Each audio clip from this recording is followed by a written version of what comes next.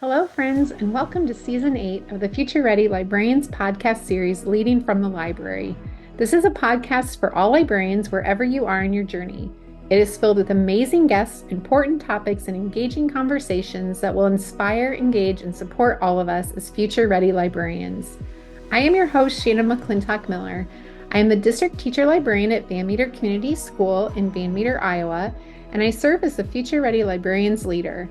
I have the pleasure of working within my library and school community and also with others around the country and world through Future Ready Librarian events, conferences, consulting, writing, and more. I am honored to bring these voices and the work of others to our podcast and to all of you. Well, my next guest is going to be so much fun to listen to her story because we're going to talk about mentorship. And that is something that I think as librarians and as teachers that we have a special place in how that fits into our profession and into the work that we do. Because when you have a good mentor, like I had an amazing mentor as I first started out, and did not come from the library world. And I was so grateful. And I think back on how lucky I was to have that person. And it's a really can make a huge difference in that professional practice that we have as new librarians. And so I am excited to have you on the show today and just Thank to you. talk about that. And let's just start by having you introduce yourself and tell a little bit about what you did and what you do now. Okay. Oh, thank you. Thank you so much for having me on the podcast. It's great to talk to you and see you face to face. Yes. My name is Collette Jakubowicz. Most people know me a little better as Mrs. J in the library online. And so I am a certified teacher librarian from Pennsylvania. I've taught in elementary school libraries for about 15-ish years. Little break in there to have a kiddo. And now I'm not retired. I'm sort of just exploring other options, I would say. Right now, I mentor new librarians, whether they're brand new to the profession or if they are coming from other areas or other pathways into librarianship. As well as I create stuff for libraries. I create curriculum and signs, and I do a little bit of everything there. So yeah, that's a little bit of where I'm at the moment. So yeah. I'm so excited to talk to you today. And I think the big thing, like the big topic, and I actually was just talking to another friend about this, Hmm. is that mentorship. And as I said, like I was a stay-at-home mom. I had no plans to be a librarian. I was going to be an art teacher, a classroom teacher. And then this job came open in our district to be the librarian. And when they asked me to do it, I knew that I had to go back to school. I had to get my master's degree. I had, three young children. And if it wouldn't have been for the mentors that I had, I don't know what I would have done because I learned so much from my mentors and also just so much from like even just my PLN that I had, online that I grew. And so I think just to start, like talk a little bit about like what mentorship means to you, like what it can mean to us as librarians. Yes. Oh, and like you, I had amazing mentors. They're retired now, but like I have to give a shout out, you know, the folks at my former district, Wilson School District, Denise Hassan, Corey Barnett, the whole library department there. When I was hired, it had been a long time since they had a new librarian. And so they all just took me under their wing. I did, and yeah, Corey Barnett was my assigned um, library mentor, and I feel so blessed that I had someone in the library department. There was another librarian. It wasn't a classroom teacher. It wasn't someone else in my building, even. It was someone else who did the same job as me in a similar school, not the exact same school. And that was just so amazing, where, of course, you learn a lot in library school. I don't want to downplay that and that hard work that goes into it, but really you learn the nuts and bolts and practicalities of being a librarian when you're on the job, when you're actually doing the things. And so I am just so grateful that I had that whole department of women at the time, yeah, men and women that, stood behind me and answered my phone calls in the middle of the day when I had a question, walked me through how to write my first purchase order because I had no idea how to do that. Um, and just some of those things that are just the day in, day out grind of things you have to learn how to do and how to navigate within a school system. So yeah, and then plus all of the professional learning, we had regular department meetings, and that was just a time where I was absorbing so much information. They made it possible for me to go to conferences and workshops in person too, so that I could meet others. And that was in addition to, you're right, you talked about your PLN. When I started librarianship, it was the Daring Librarian and Joyce Valenza, again, folks that have somewhat retired maybe or semi-retired. But they were the heroes of who you followed, and they were the thought leaders that you just you really had so much learning to do there. And so there was mentorship from those folks and also from like locally. So it wasn't until though I got near, the end of my time as a practicing librarian that I realized, oh my gosh, what a precious thing that was. Like that was rare in Yeah. some cases. I saw more of my colleagues being assigned mentors that were classroom teachers, and I was like, what? What? Like, okay, like they can help you with classroom management, but like there's a lot more Yes. to it. Um, and I just felt like, oh my word, that's such a shame that there's such a missed opportunity there. Yeah. Well, and you mentioned like Joyce and Gwyneth. Like Mhm. Joyce was my mentor. Like that's who, And and how incredible. yeah, Wow. met her like the first sept I started my job in August, went to a conference in Iowa, heard Joyce speak, and I like was like, that's what I'm gonna do. Like now I know what I'm gonna do. And like we've been friends for a long, long, long, long time. And I think about just what that meant, and not only the mentorship, but the friendship of Mhm. having somebody else, because I'm the only librarian in my district. So Yeah. there was nobody there I had no clue what I was doing. Nobody to call. And I had no one to call. And I was just like, what am I supposed to What do you do? do? Yeah. And nobody knew what I wasn't supposed to be, doing because Yes. they That's hadn't. another thing too. If you're the only person, Yes. yeah, they might not know. They might not know how to answer your question that you have. Well, and I think that's something that, I have some student teachers right now who are getting their masters here in Iowa. And so they're coming to Van Meter for a few days. And even just talking, I think one thing that's really hard for people too is for the people who are being mentored to come into this relationship with like the right mindset of Mm. of being able to accept that mentorship as well, because Yeah. that's in that we have a lot of things, to share and add, and I think that's very important. Yeah. I think there's like openness that needs to be in both the mentor and the Yeah. mentee. You have to be sort of open um to learning on both sides. Like, yeah. So I think I will say for the folks that I mentor, I learned so much from them too. Just because they're in a different state than me, they're in a different district, a different like grade levels, perhaps, different structure. So yeah, there's learning on all around. But yes, I do agree that you kind of have to have the right attitude of like, I may have finished a master's degree, perhaps, but I'm still going to keep on learning forever.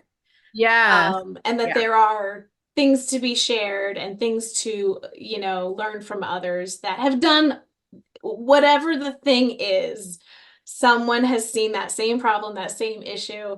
They've walked through that same thing that you're going through. And so, yeah, and they can maybe not give you the answer and maybe, but they can guide you. They can give you some options or some advice on what you could do, and you can decide from there. Um, I think that's something that's really interesting. And because of like, that I've been doing this for 18 years. You've been doing this for a long time too. yeah. And so just like for the people who are listening too, like I think that we all have something to share in mentorship. And what would people do like just to be able to find like a mentor? Like say you're new to this profession and you want to find somebody to help you. Like how do we even go about doing that? Yeah. So I do have like kind of a first choice, second choice, third choice kind of thing of what I can, my opinion on what kind of is the bestest of the best. And then you kind of go down the line to depending on what's available to you. Okay. I want to fully acknowledge across the US, just very different circumstances, and not all of these choices might be available. So I would say, for yes, if you are a mentee or a new librarian seeking a mentor, or maybe a not so new librarian, just you want to expand your practice, you want to find someone to partner with you. Um, Definitely ask within your district if you have multiple schools in your district, or a larger district, ask there first. I mean, best case scenario, your district has a mentoring program or has a new teacher induction sort of program. And, ask if that person can be a librarian. Yeah. So hopefully, if that's the case and your district has something in place for that, then maybe that person's getting paid. They really should be paid. It's their time and energy. And if not, it at least should be professional development credit hours. Maybe your district can work with you on using some professional development time that might be district assigned or department assigned that you could, carve that out to work together. And that could be virtually or in person. So yeah, and I think that's something that perhaps is an advocacy thing, and that's hard when you're new to advocate for yourself and say, I need a mentor.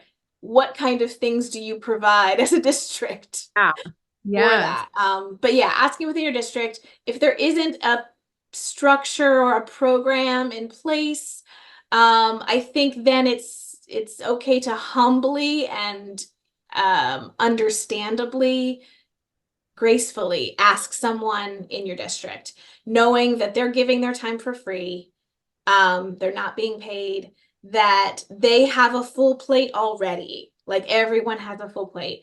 So that if they say no, just please accept that graciously. Like, know that it's not that they're trying to be unfriendly or whatever. It's probably just they have a full plate and they just don't feel like they can take on something else. And maybe that's a boundary, like a work-life boundary thing for them. And if they say yes, just know what a gift that is. Like that you both, then I think it's good for both of you to chat about committing to what that's going to look like. Is it having a coffee chat once a month? Is that person open to phone calls or text messages or whatever? After COVID happened, the library department I was in, we had a lively group text chat. um, that we just kept in touch with the understanding that you never had to respond. We kept it on mute so it didn't interrupt your day or your evening. But, that was another aspect of things that kind of developed over time. But we had boundaries in place. We had an understanding amongst each other of what was expected and not okay. And so, yeah, so that can be really helpful. But I think having a conversation when you start out, I think it's also okay to say maybe our personalities just don't mesh. Maybe we're just not a good fit. And I think we can professionally say, hey, thanks, but no thanks. This isn't working out for us. And, I'd like to keep looking elsewhere. That's okay. I think from the mentor or the mentee perspective, both. So those are hard conversations to have, I think, but important ones. And so that's like, yeah, ideally within your district, another librarian. However, I would say yes. Shannon, you mentioned that yes, you're the only librarian K-12. That is the case for many librarians across the country. So if there's not a neighboring district, like, next door or within your county, then again, you can kind of chat with your district, like, hey, is there a day we could exchange or something? Kind of use some creativity there to explore some options. But if that's not available, then your next step, next best thing is to check with your state school library association, your professional association. If you don't know, every state has one. I have looked, actually, I spent most of this week looking up every single one and checking if they have a mentor program. And I think, can we put those in the show notes, in the episode notes? Yes, absolutely. Yeah, so I've made a document of the links with each state that I could find them in. That's Yeah. amazing. Thank you for doing that. Oh, yeah, happy to. And it is, I will say it's not exhaustive. I'm sure I missed some, but I did try to, explore as much as I could within school library. So yes, look up your state association. Become a member of your state association. That's absolutely a good first step advice too for seeking mentorship. And this is not a criticism of library associations who don't have that. Even the ones that I found that didn't have one, they're doing so much amazing stuff. They're fighting book bans. They are, running workshops. They're running conferences. Like, it's a lot. So but check if they do have a mentorship program where they could match you. And that goes for folks who might be interested in mentoring themselves. Check if your state library association can have, match you with someone.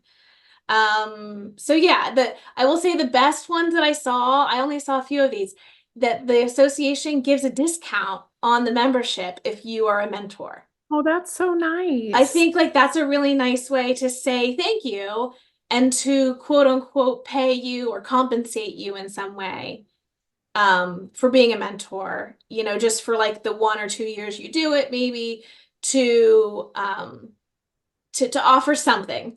Yeah, that's I really great. think was a really that was I thought that was just a really best practice if the association can make that work. I've also been excited to see when I was looking at the links, a lot of associations are starting up a mentoring program in the past 1 or 2 years. In fact, I'm not going to remember which one it is. There's one I just looked up that they're having a conference like today. I think they're having a session on the first year of their mentoring program. So I couldn't find a link on their website for it, but I saw that they're having a session on it. So I was like, oh my gosh, that's incredible that they're getting it started. That's Um, great. Well, and that's so important, like to the state and the advocacy work too that they're doing within these states. So this list is so great. Thank you. yeah. That's something too. I needed to kind of, that should be on my website somewhere. It's not already, it needs to be. Really great. I know Um, you made so a good yeah, and then I think if all else fails, if that's not available to you, I think that's when you need to look for outside help, and that's when it's important to talk to your district. Can they hire a retired librarian? And I say hire because I don't think anyone should be working for free. Yeah. If someone does, they want to give of their time, again, that's a gift and that's amazing. And of course, we're grateful for that. Um, but I think we're past the point in education where we should be asking people to do that. Yeah. We should have been past it long ago, but here we are. So ask your district to say, hey, can you pay a retired librarian as a contractor? Can you offer them something to mentor me? Maybe the previous librarian who, was in charge of your library beforehand. to reach out to them, bring in a paid consultant, a paid coach, something, in order to help guide you, even if it's just for a year or two. It really will. I can speak to the folks that I work with. Just the progress is so much easier and faster, and it just takes so much of the overwhelm out of it. Yeah, it's just That's so what I helpful for got. them to have that. Yes, I love that. Well, and I think that like I remember when I first started and like the people in schools most of the time, your administrators, they want to be there to help, and so it's having this knowledge as librarians and having things that like the examples that you shared and just finding a mentor that is so important to ask for, to be able to have those conversations. And that is going to make a big difference in how, you are within your library, within your school, that leadership that you have, just all those things that come together to be able to support. And I see this all the time across, as I travel and work with states and schools, that people, I think for the most part that people want to be helpful and they Mhm. want to help. And it's just asking for that help too. Yeah. Yeah. Yeah. And that's hard, isn't it? I feel like maybe especially for librarians, we're used to being able to help ourselves find the answers to things. So the idea that we have to get outside help from another person can be hard. That can be, I think we're an independent, spirited kind of profession, and that can be tough. So yeah, I can acknowledge that. Yeah, I think it is too, but we're so lucky again. Like we think about all these great, people that we have just, and thank goodness for, conferences and Twitter or blogs or whatever we're reading. Yeah. And I think about all we do, for example, like with Future Ready Librarians and the support that we want to give, to our librarians and to, educators. And it's really neat to see that too, these leaders all across the country. It doesn't matter if you're in a school of 100 kids or if you're in a giant school somewhere like in Texas, Yeah. everybody can be that leader and share something that we're doing, within our library just to do the best that we can. And so being a mentor or having a mentor, I'm glad we're having this conversation because that Yeah. is so important. I often wonder too if sometimes the mentors in our lives, they're not perhaps always the visible folks. Like you Yeah. mentioned Joyce Valenza, okay, a very visible library advocate. You honestly say the word Joyce in education, and people know precisely who you're talking about. But I think many of the librarians that I worked with, they were not the movers and shakers. They weren't the folks that were they probably weren't even on Facebook, Instagram, Twitter, any of that, but they were there. They were there, and they're there when you pick up the phone. They're there when you send an email to ask a question. And I think there's probably so many people like that out there, so many librarians out there who are saying, no, I don't have time to post on Instagram or to blog or to share this things. That's not where I want to put my energy, but I can put my energy into helping a new librarian, Yeah. learn the ropes and learn Yes. how this system works, how to work with a library vendor. Um, Even like conferences, are the conferences and navigating conferences is their own special thing. That's a Oh, special yeah. skill. Yes, it is. And no question is silly, right? Like Yeah. ask away because I just think that I love it when I get, questions from people and I always take time to answer them because like no question is silly. Like Yeah. we're all in this together and I think it's just so important. Yeah. I think some of that too, if you're in a mentoring relationship of mentor mentee, like developing that safe, like the same kind of safe learning culture that we develop with our students. The library is a safe space. intellectually, socially, emotionally, all the ways. Um, that means also for each other. Like, Yeah. yeah, I've had a librarian, just honestly, I've worked with this librarian for 2 years.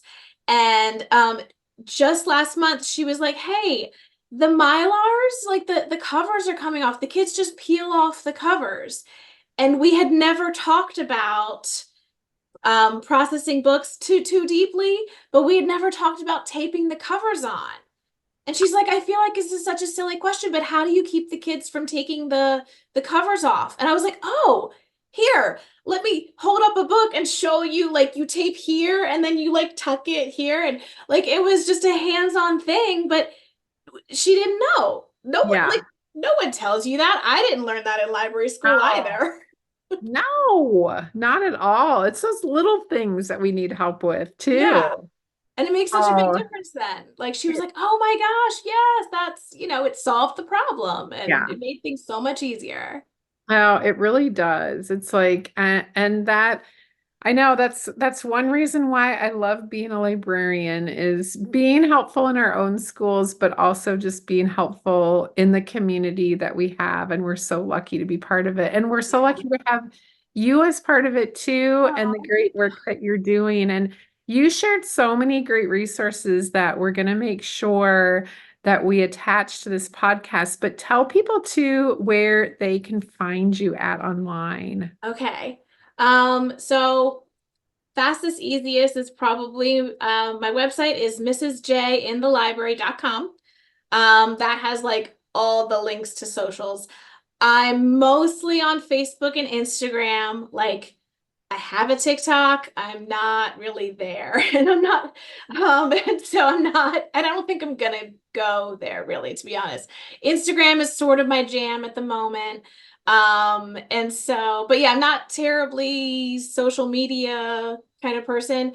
I mostly I write blog posts, I write articles, and I'm much more into like that deeper writing and sharing kind of thing.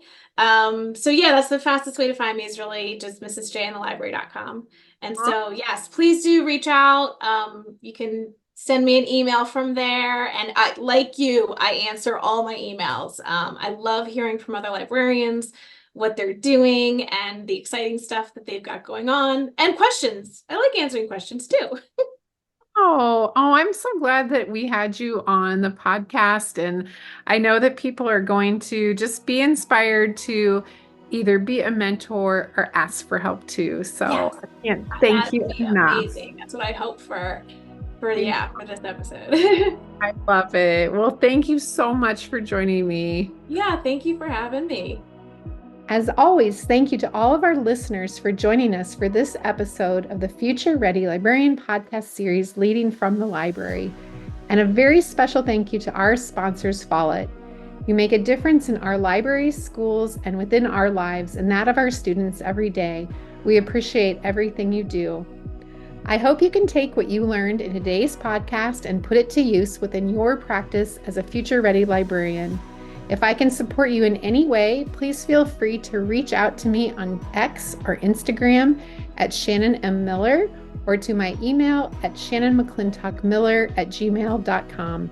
I am always happy to help. Until next time, friends, keep finding ways to lead within and from your library.